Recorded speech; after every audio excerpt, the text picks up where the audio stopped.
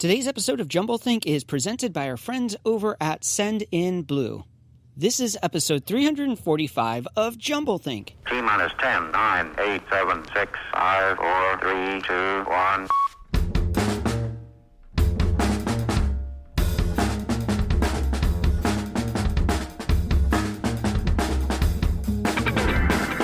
Welcome to Jumblethink, where we interview dreamers, makers, innovators, and influencers all about their journey of turning dreams and ideas into reality. Along the way, we're going to share some tips on how you can turn your own dreams and ideas into reality too. Our guest on today's show is Jesse Krieger. More about Jesse in a moment. Whether you're a new listener or a longtime fan, if you've never subscribed to Jumblethink, head on over to wherever you listen to podcasts and click that subscribe button. To make it even easier, if you head on over to jumblethink.com, you'll find links to Apple Podcasts, Spotify, Stitcher, Google Play, Pandora, and more. Now let's join today's conversation with Jesse Krieger.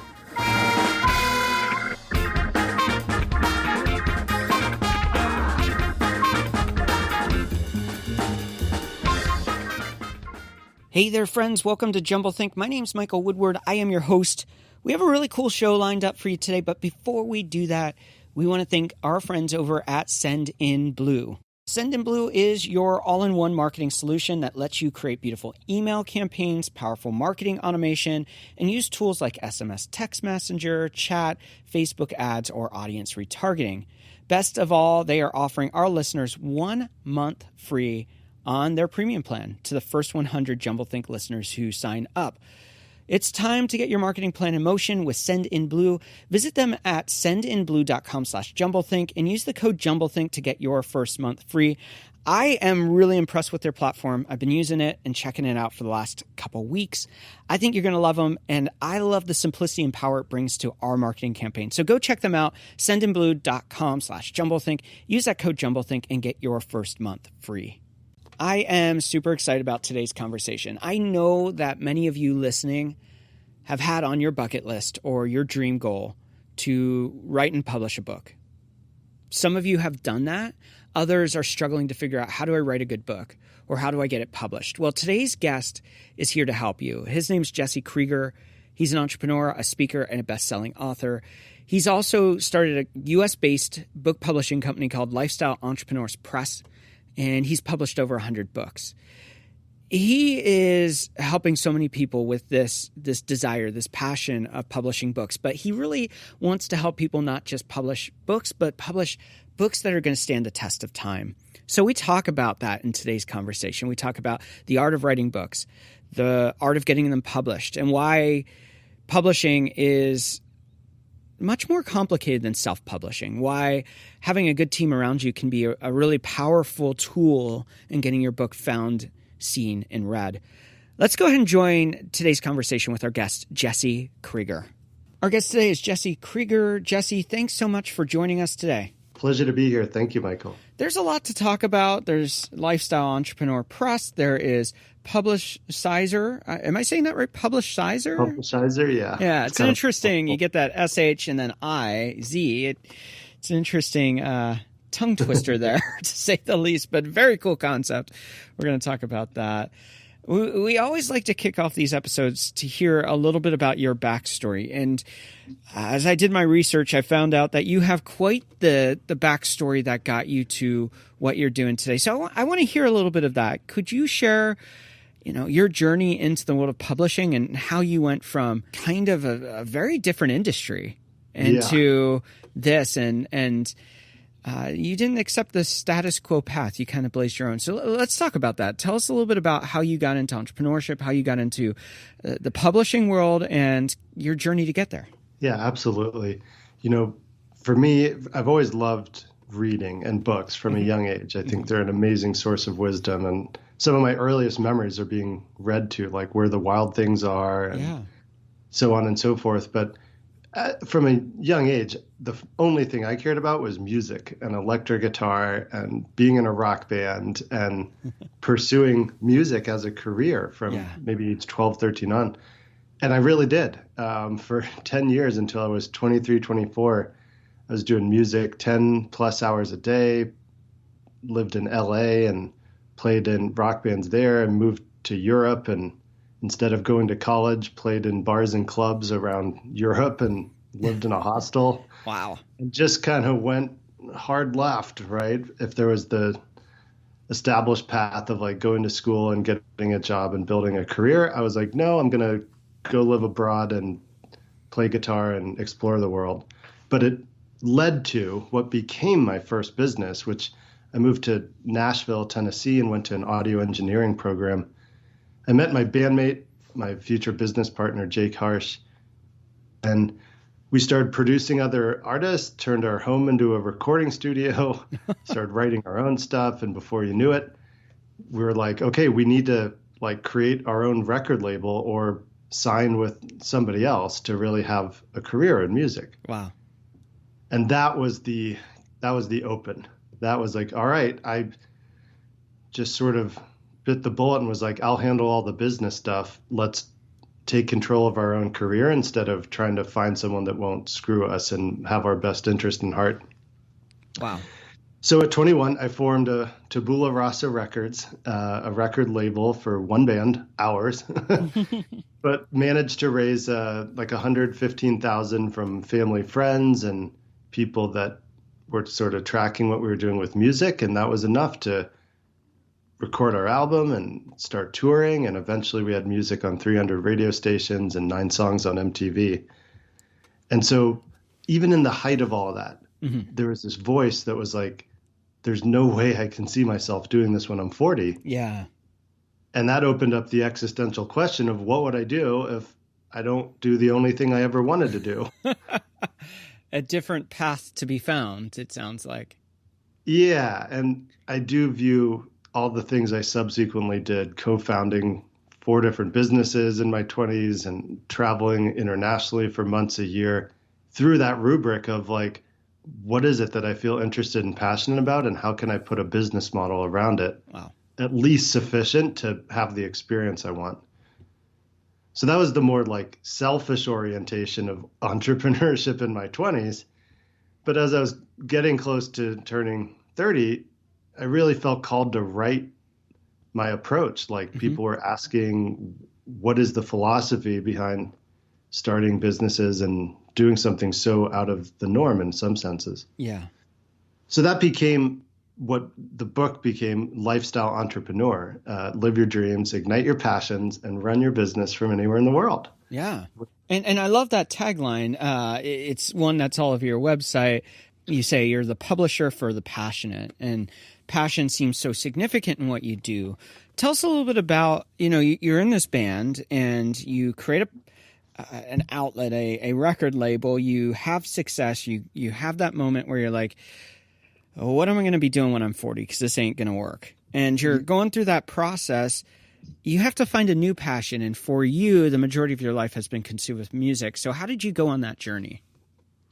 Certainly. That's a great question. And I would point out, I had that thought in a tour van, like heading to a show 1,000 miles away from Nashville. Wow. So it's just an interesting thing. Maybe, people listening can relate, of when you just know that it's time to make a change. And that doesn't discredit the years of real work we put into building the band and everything. Right. So I guess the first pivot was we sort of came to this decision as a group to wind down and dissolve. Right. But once that bridge was crossed, very quickly we sort of dissolved what we had put together, and I moved back to California, and in the process of switching things up, started consulting to other people in the music industry. So I sort of bridged from my operational experience in a band and doing record label stuff to advising other people.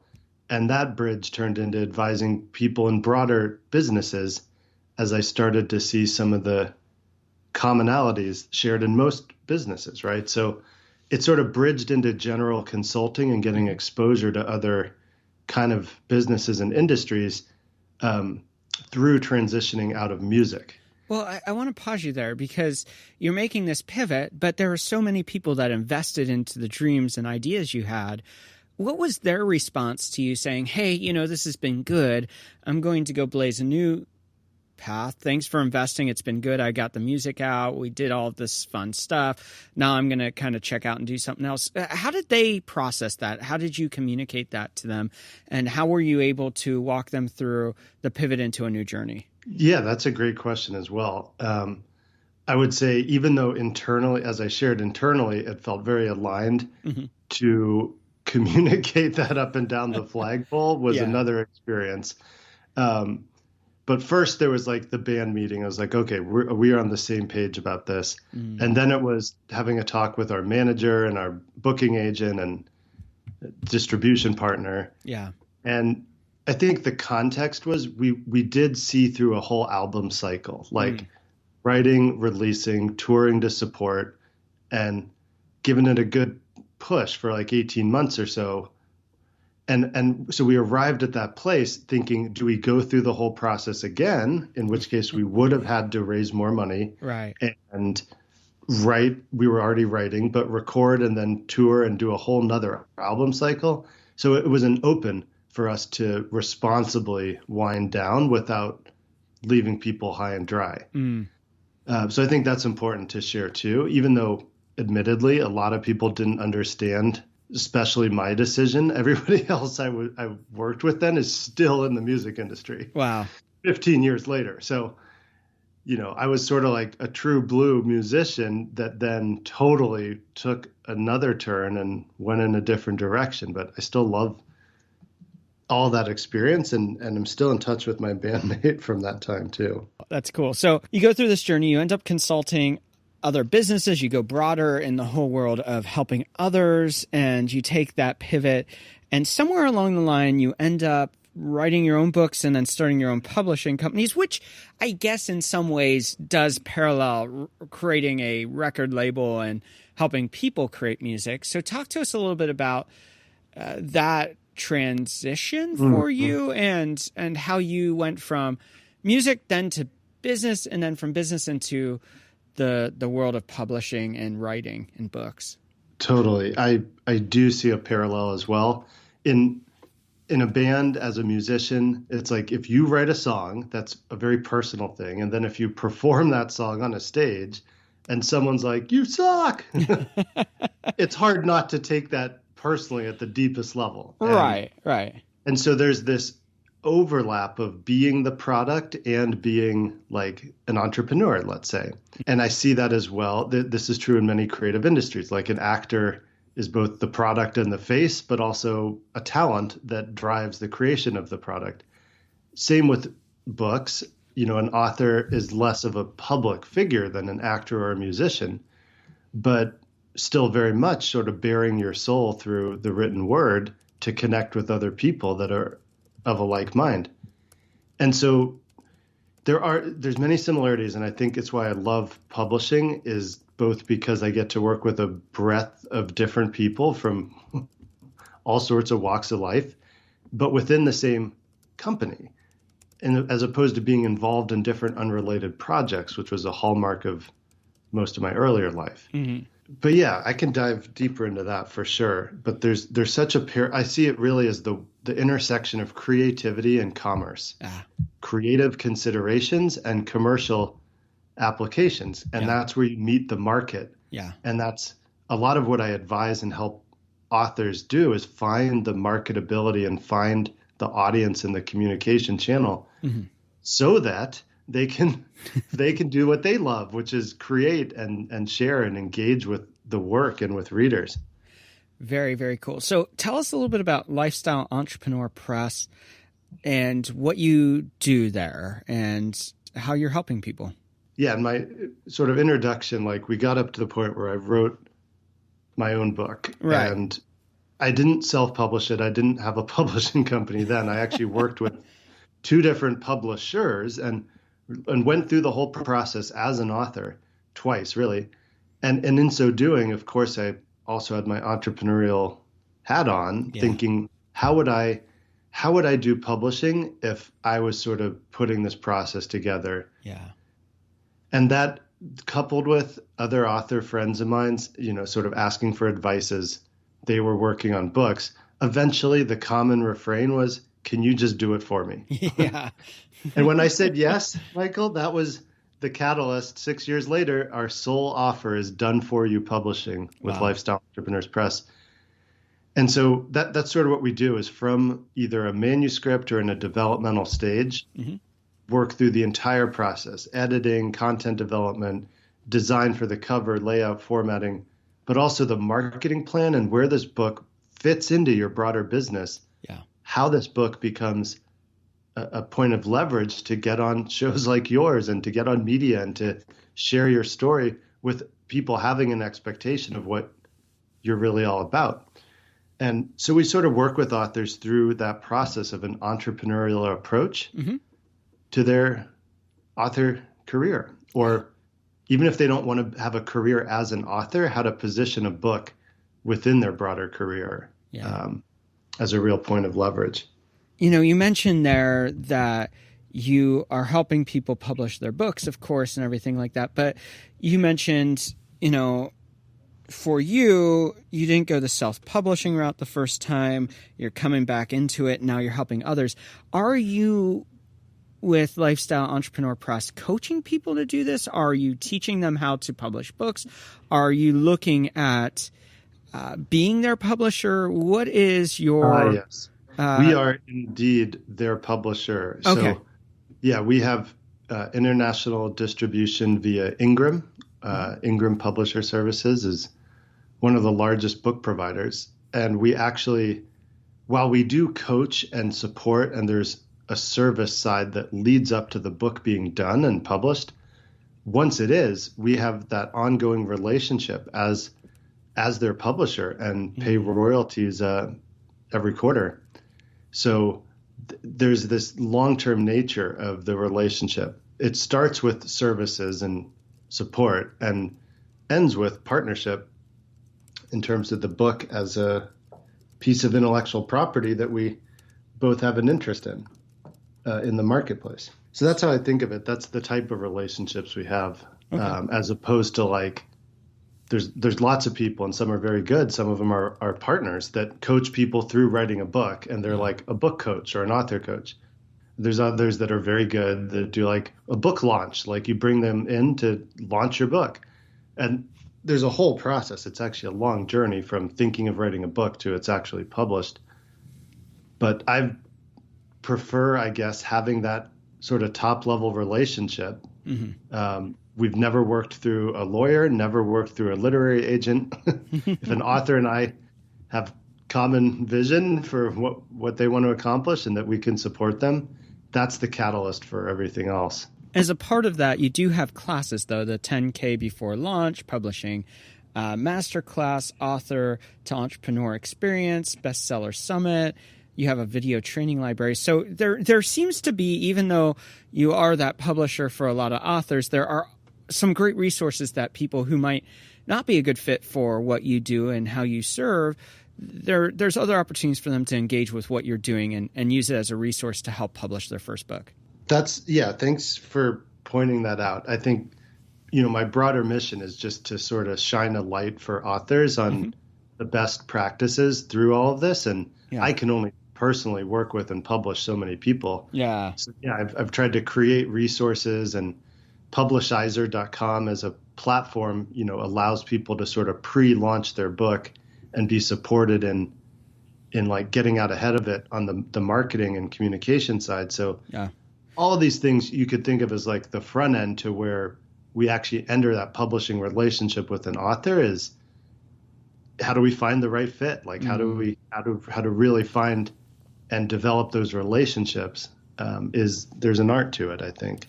Well, I want to talk about that for a second. You do have Lifestyle Entrepreneur Press. You also have, and you mentioned that they're Publishizer.com, which it appears to be, as I looked and researched on this, it appears to be a funding platform similar to Kickstarter or Indiegogo, but specifically around the world of publishing. Is that right? Yeah, it's fair to say that we're the Kickstarter for books. Okay. But on the back end of a campaign, like with Kickstarter, if you hit your goal, then you get your money and good luck. Right. With us, if you hit your goal, then we introduce you to publishers, and publishers publishers look at the campaigns that are running and express interest in them. Oh, cool. So it's actually a way to matchmake with publishers, or if people know they want to self-publish, great. You can raise some money, have some cash on hand to go through the publishing process and have some initial readers that you've gathered through your campaign. So it can serve authors that want to find a publisher, or ones that just want to like pre-launch and do a campaign and then actually complete and self-publish their book. So as we wrap up this first segment, there's always 3 questions we ask. The first one being, how do you personally find purpose in what you do? Sure. Yeah, I view purpose as what I do for others. And I find a lot of purpose in supporting authors through the clarity it requires to complete their book and share their story confidently. Yeah. What is one challenge you're currently working to overcome? Ooh, good one. Being open to receive in the sense that I don't have to necessarily do something more to attract and receive more as a result. And finally, what's the next big dream, idea, or goal that you have? The big one is to set a new standard for book publishing and the experience that authors have in this vulnerable and amazing process of publishing a book. Super cool. Well, we're going to take a break right here. When we come back, we're actually going to get into the nuts and bolts of writing, traditional versus hybrid publishing. We're going to talk about Publishizer and how you can use it and your desire to write a book if you're listening right now, and a lot more about the inner workings of publishing and releasing those books. We're going to take a break right here, but we'll be right back with Jesse.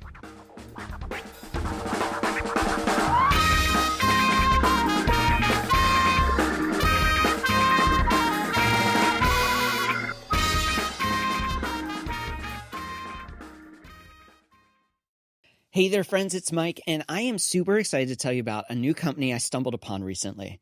For years now, I have used the typical companies to manage my email newsletters, to update you on episodes of Jumblethink, to give you insights into idea camps, and beyond that, I've used these tools to manage our customers' email newsletter campaigns too. Over the last year and a half, I've been super disappointed by the tools that we typically use. For some reason, they thought they needed their platforms changed, and in doing so, they made them counterintuitive, difficult to use, and really lacking the power I needed to manage my newsletter campaigns well. That's why when I stumbled upon Send in Blue, I was super excited to see how easy it was to move over to their platform, to create an email campaign, and to get the stories of Jumblethink told to you right in your email box. Best of all, they don't just do email campaigns. They can help you with your text message management. They can help you with your Facebook ads and a lot of other really cool tools. Simple and powerful don't usually go together, but with Send in Blue, they do. Best of all, they want to give you 1 month free on their premium plan if you sign up right now. And this is only good for the first 100 Jumblethink listeners who sign up. So head on over to sendinblue.com/Jumblethink. Use the code Jumblethink and get your first month free. I'm super excited to be using them, and I hope you'll check them out. I think you're going to be impressed with what they do, too. So head on over, sendinblue.com/Jumblethink, and use that code Jumblethink to get your first month free. Now let's jump back into today's conversation.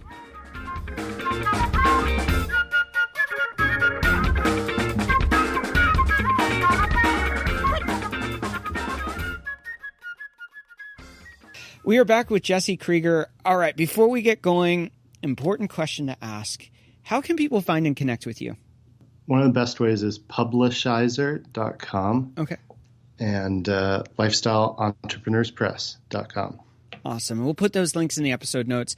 Definitely go check it out. If you're interested in reading books, it's more than just Jesse trying to get you to sign up to publish books through him. Although maybe that's a good fit for you. There's a lot of great resources. And with Publishizer, super excited about that. I want to go a little bit deeper into that right now. You've created this cool platform that's enabling people to have some more freedom to fund their project, to open up possibilities that they might not think are possible in that process. there are lots of pitfalls to writing the book, and about 1 billion directions we could go in this. How do you write a book? How do you find your topic? How do you become an expert in it? How do you craft that message? How do you make sure that the book is cohesive? All of those things, good things to talk about. But with Publishizer, I want to talk a little bit about that, because a lot of people go, well, I've written this book. What do I do with it now? How do I fund hiring a publisher to put the book out? How do I raise capital and pre-sell my book? How do I, as you say, $10,000 before you launch? They go, I have this book, and it never actually reaches their audience. It never reaches the people that they wrote it for, because they don't know what to do next. So somebody writes a book. What do they need to do next? And how does Publishizer work into that strategy?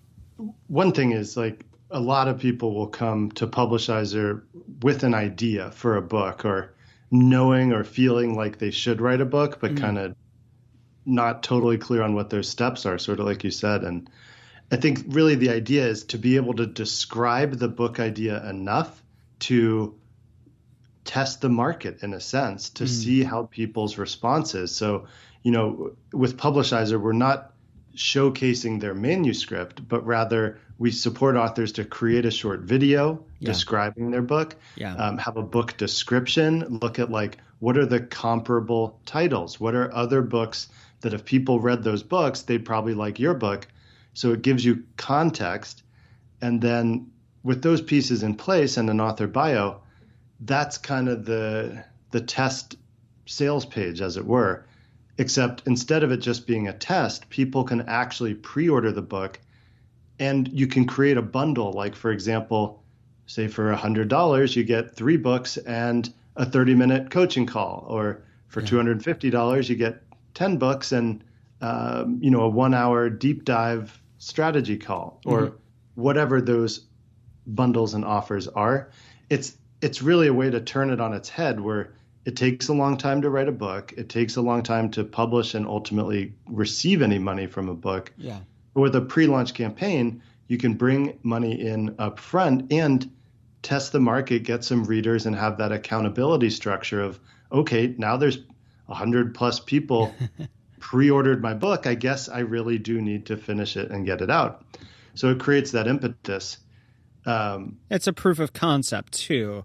And marketing trips up most authors. So if we can just kind of get over those hurdles on the front end and get them comfortable talking about their book idea and enrolling people, that's kind of the idea too. Well, and I think that I've talked to a bunch of different people in different spaces over the years, and they talk about, of course, using crowdfunding as a way to do your proof of concept, but beyond that, also to fund the idea while you go. And, with writing, it takes time to do that. So I'm sure that if you have a larger chunk of money to work with, it frees you up to maybe not work as hard at your regular job or take time away from your clients so that you can focus on writing that book that's been burning inside of you. 100%. You nailed it. It's like, we have an author, Emily Pereira, who wrote a book called The Quest, One Woman's Journey from the Hollywood Hills to the Amazon Jungle, One Woman's Journey for Enough. Yeah. And, okay, it's like a memoir, but it's also like finding love and purpose.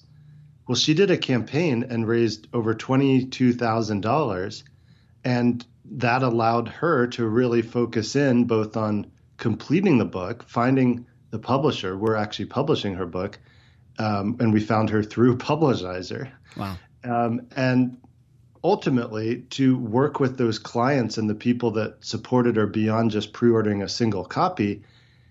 And now she's turned that into different business offerings, and it's very much a full-time pursuit for her. So it's a bridge with the financials to do it right and to find the right partners. And exactly that it's not an out-of-pocket expense, which is quite honestly a big obstacle for many people that would otherwise write a book, right? Yeah, yeah. You mentioned here about she's gone on to work with you as the publisher, And, a lot of people are gung-ho on this whole concept of self-publishing. And for a lot of people, that's the right move. That works for either their budget, or maybe they're writing a book more for themselves as something that they want to do. And they don't really care if it's a business building tool or it's a way to expand their area of expertise or create themselves as the expert in that space. They're not worried about that. They're just writing out of passion, and they don't have that end goal. And for them, self-publishing might be right. Why is the move sometimes to a publisher right? And what does the publisher do for that author to really help them in the process of turning that book into something much bigger than just a piece of paper? Totally. Yeah. I mean, I'm a big fan of people that want to self-publish and know what they're getting into.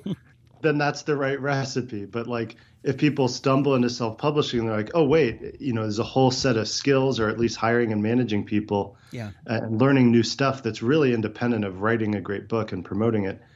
But in either case, one of my great friends and partners is Chandler at Self-Publishing School, and they do great support work for authors that self-publish. But for a publisher, for authors who want a publisher, I think the big distinction is distribution.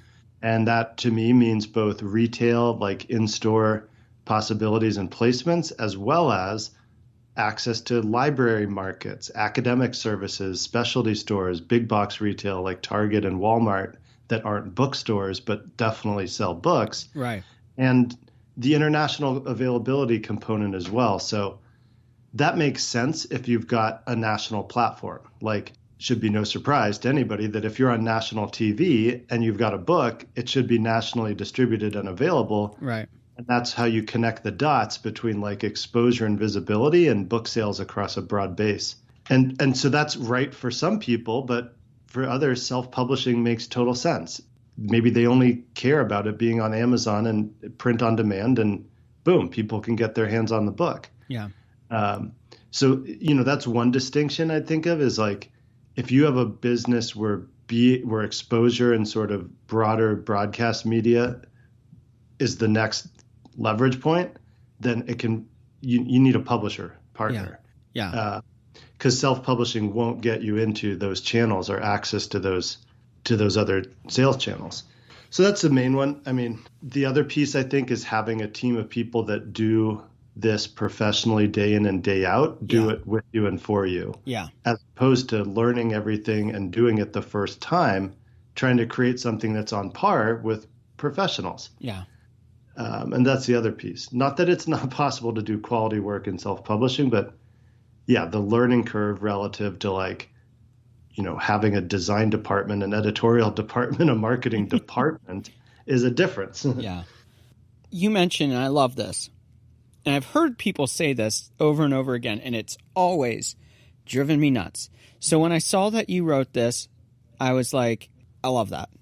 I completely agree. And the quote is, your book is not your business card. And I've heard so many people say stuff like, write a book, it's your business card, it will help you do X, Y, and Z.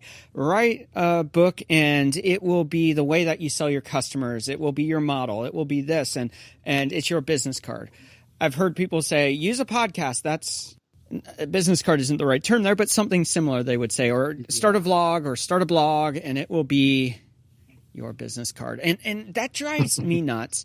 And the fact that you think that, I love that. So talk to us about why people need to move past this concept of your book is your business card. Yeah, I'm glad that we see eye to eye on that. It's one of my biggest points of distinction is like, no, your book is not your business card. Like, one, a business card doesn't really communicate anything other than your name and your contact info. You look at it once, throw it away. Yeah.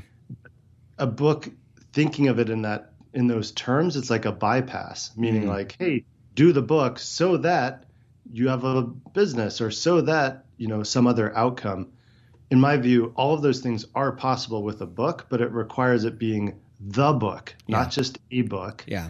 And the book is going to require a little more from the author to be vulnerable and to give intention and attention to what's being written and shared and so forth, because then it becomes like a workhorse. It's like an ambassador. It really can connect you with people you've never met in places you've never been, and they'll feel like they know you at a deeper level than many people who you might be friends with or neighbors with, because of the depth available in a book.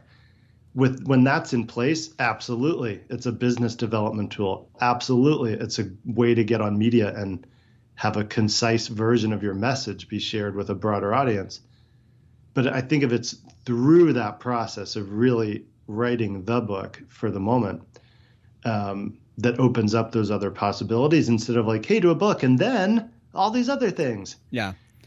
Which is why there's so much crap that's self-published. Yeah. And nobody really reads it. No one gets anything from it. And if it gets them clients, well, great. But it's at the expense of creating a quality piece of art in the form of a book. To me, the thing is that there is a difference between a book and a good book. There's a difference between an edited book and a thrown together over a weekend, published on a Monday, and there's never been a reread of any sentence or paragraph by the person that wrote it. Or copy pasting a bunch of blog posts and slapping a cover on it from Fiverr. Yes. And I applaud them for making an effort. I love that they're making an effort. What's the difference between kind of what we're talking about here, the slap together, I did this book because I was told it should be a business card. So I wrote a book and it's my 10 tips for X, Y, and Z. And here you go. And I didn't really I put time into it, but I didn't really do the due diligence of what happens after you write a first draft. Yeah, I think what is kind of invisible to the end reader and to someone that sees a book and just says, wow, that looks great. Or that flips through and is like, wow, that looks like a great book. It's really the result of perhaps 2 to 3 rounds of comprehensive editing. Mm-hmm. On our first pass through of a manuscript, we'll find at least 3,000 errors or things that get touched. And then that goes into a process where the author reviews and makes edits and rewrites and passes it back to us. And meanwhile, we might design 20 different cover concepts before we really focus in on like the cover. Yeah. So there's a whole process around the design and what goes into a great cover. And then the final piece, sort of the production process, is the layout and the formatting with visual cues or breakout quotes or different things within the flow of the text itself that give a good reading experience. Like one thing, for example, that I did in my book consciously was there's no page where it's just a block of text. Yeah. At least there's a breakout quote, if not like a model or a visual that the text wraps around it, just so that as you're flipping through, it looks visually interesting. Yeah. Instead of like just a huge chunk of text. So those are some of the more detailed aspects of the book publishing process that result in quality books that are a good read. It's really putting it through the paces internally and doing some testing, as it were, before it goes out to the general public. Yeah. And I think of great books, epics of time, and people get the first edition of the book, and these books have been edited by professional editors, and they've been reviewed, some cases hundreds of times, whether it's by the author or the author's friends or editors and the editor's boss and the, whoever it has to pass through. And yet not all the errors are caught. So an individual who's written a book, who's just put it together. And those are the ones that we hear about. Yes. Yeah. 1,000 words and you found one typo. Yes. We suck at our job. Yeah. Well, and I think about they probably revise 6,000 different things in a book like that. And yet there's still imperfections out there.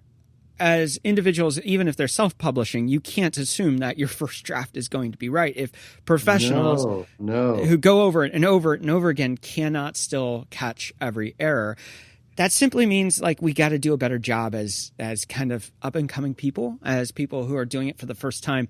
You got to put more work into it. Well, I can speak to that. One of my favorite quotes is Hemingway, who said, "Write drunk, edit sober."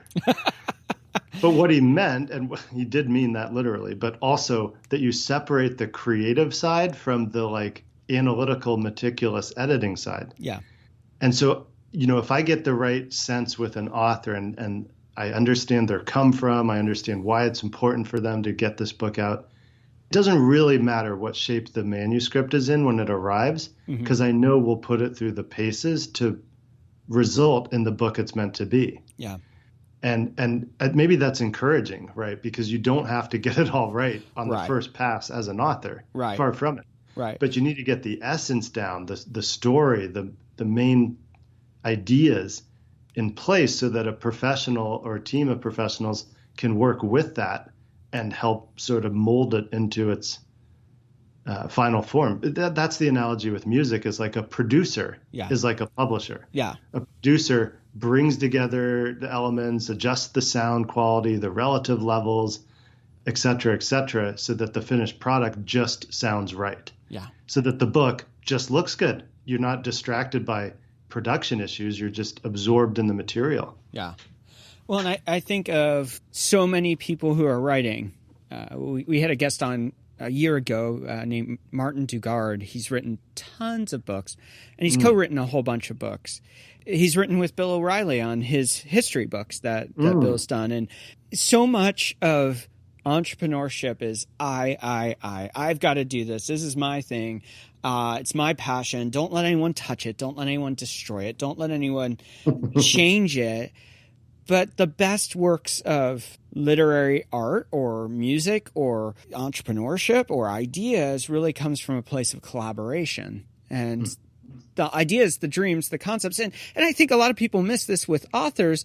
A lot of some of the best-selling authors, James Patterson, they don't even write their own books anymore. They create a story outline, hand it over to somebody else, write it, they look at it, and they go, oh, yeah, I've revised this, this, and this to make it, continuity, and then they pass it on. And I think that so often we're focused on my vision, my idea, my concept, my message, that we dilute the power it could have by not having that collaboration as a part of it.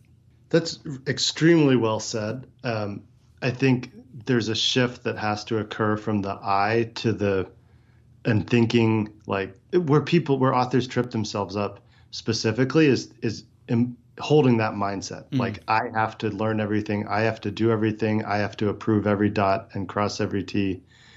And it just becomes untenable. Whereas if an author, quote, gets it, they're soliciting opinions. They're asking me what I think. They're asking an editor to jump on the phone and talk through a suggestion.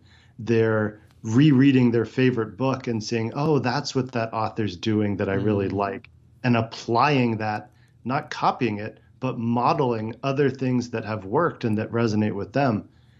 And in that sense, it's like working with all the colors on a palette to create a painting. Right? It's like working with all the notes in a scale and the musicians in a band to create a song.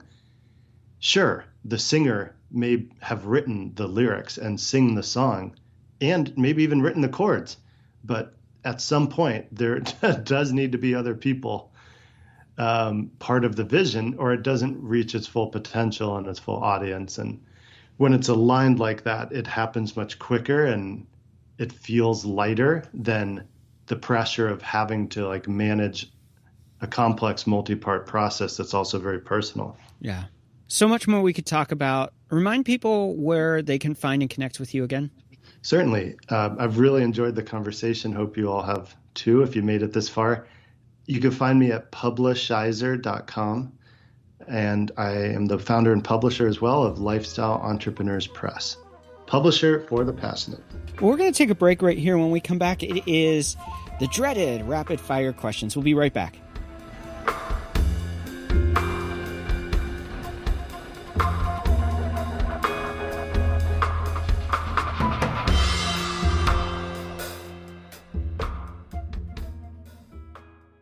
Hey there, friends. It's Mike, and I am super excited to tell you about our friends over at Send in Blue.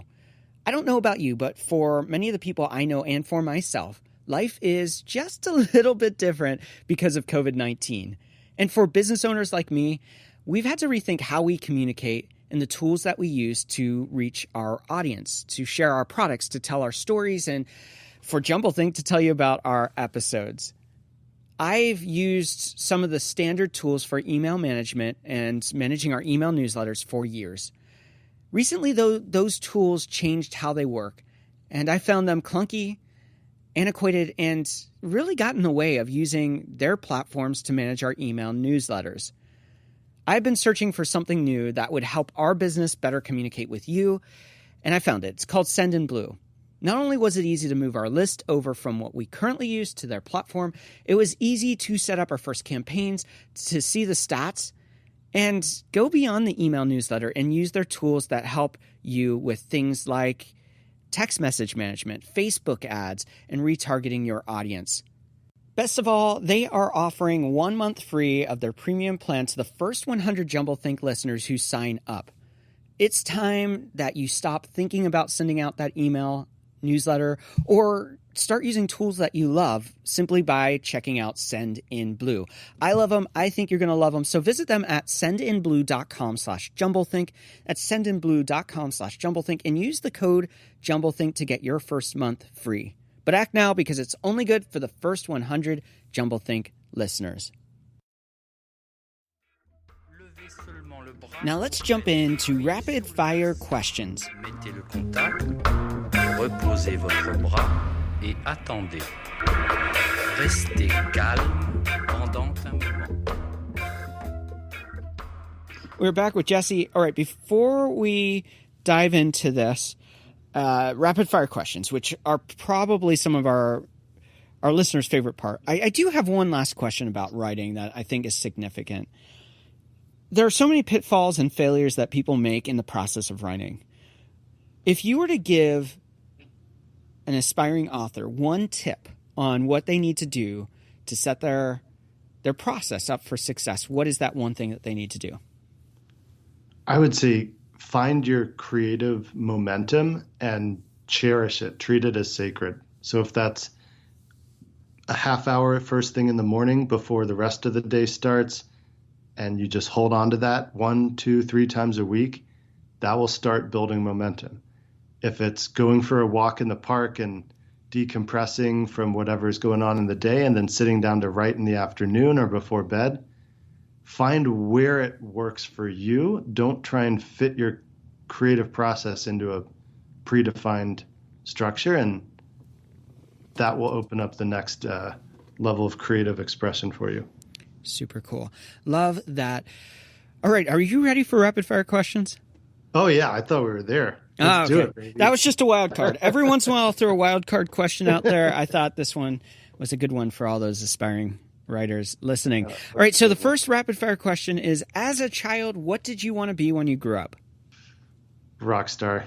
Nice. What is one tip you'd give someone with a big idea or dream and they don't know where to start? A movement begins with the person in front of you.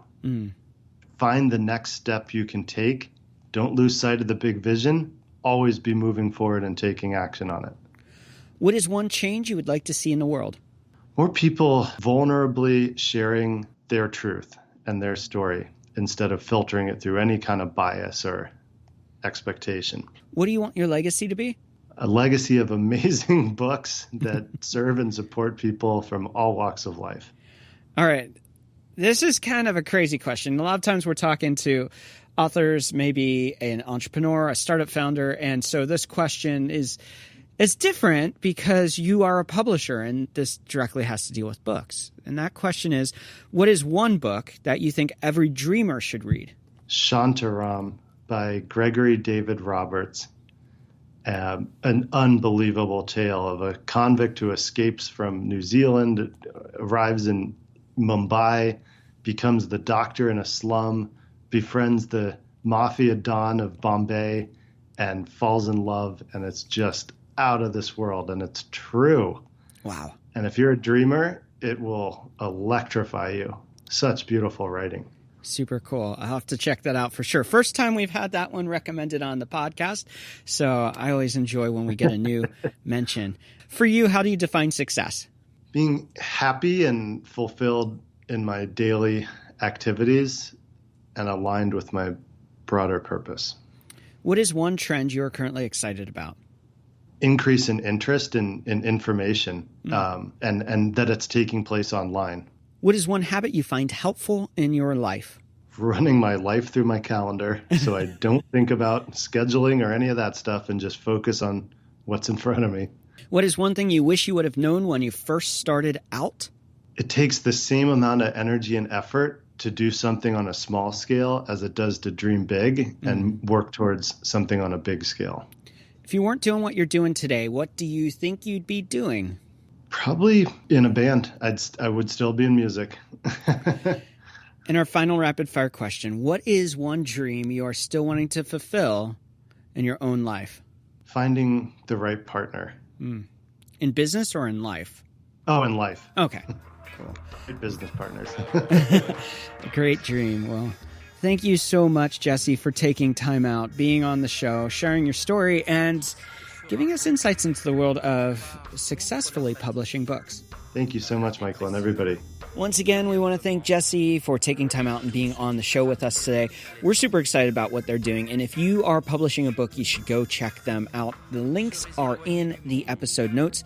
We also want to thank our friends over at Send in Blue for sponsoring today's show. We've been trying out their email newsletter tools. Super excited about them, and they do much more than that too. I think you're going to love them. I know we are. Best of all, as a listener of Jumblethink, they want to give you 1 month free on their premium plan for the first 100 Jumblethink listeners who sign up. All you have to do is head on over to sendinblue.com/Jumblethink. That's sendinblue.com/Jumblethink and use the code Jumblethink to get your first month free. And finally, I want to thank you for tuning into today's show. It means the world to me that you would listen. And my hope and my dream is to see you turn those dreams and ideas that are inside of you into reality. So I hope today's show has been a spark, a catalyst to put you down that journey, especially if you want to write a book. Now it's your turn to get out there, to dream big, and to change the world around you.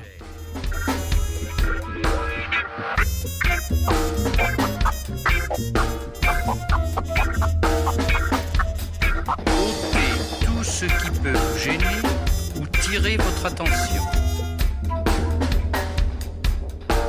Cherchez la meilleure position. Les bras et les jambes légèrement espacés.